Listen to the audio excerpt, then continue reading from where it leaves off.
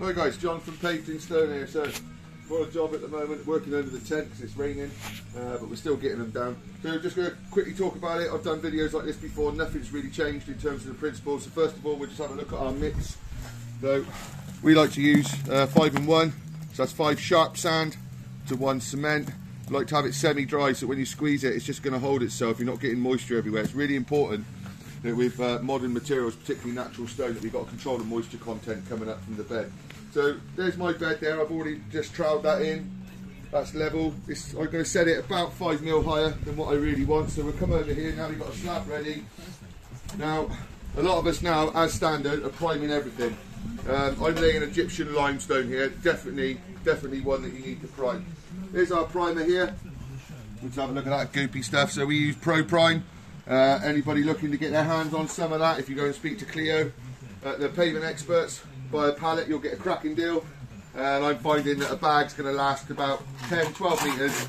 So when we're going to apply it, the way I like to do it is start from the bottom, making sure I get all those bottom edges, and then I'm just going to pull my sides on, just clean it off my trowel as I come up.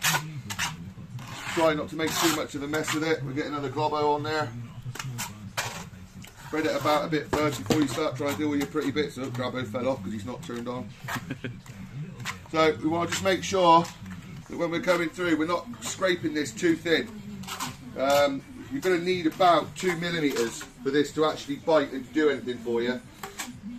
And obviously we haven't got micrometers here, we're not actually measuring out 2 millimeters.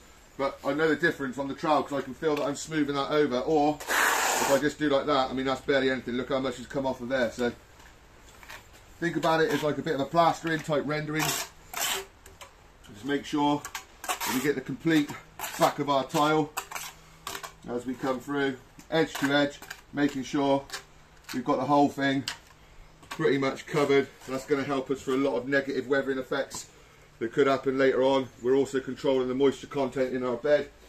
So got me a Grabo. These slabs are heavy, but here we go. Grabo's on there, get a good suck on. Up she goes. Nice wide stance to lay. Drop her in between the legs. Using my other hand just to stabilise the slab. I'm just going to get that in pretty close to where I want. So if we come and look down on the side of the slab, you can see my string line here. That's where I want to tap it into. Really nice on this one, we're doing coarse laying, so that just means we're running in full lines all the time. So when you're setting it up, it's really easy to set up. You get your first line in, and you just keep measuring back each time, making sure you're allowing for your joint. So now that's in there, pretty much where I want it to go. Always working from the centre, going to the corners. I don't need to beast it.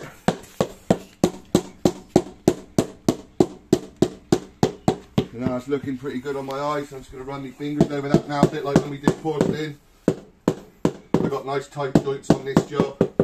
Just trying to make the most of the stone. Keeping it nice and tight as we go. Run my fingers on, just making sure I haven't got any high edges on there. And just checking it on my line. And there we go, job done. Those of you who might be interested, I've got me the Thor hammer here, interchangeable heads. Blue one is bouncy. The white one, which I prefer, dead blow. That'll go straight through, but you do have to be careful how much you do. There you go, that's today's lesson. Cheers.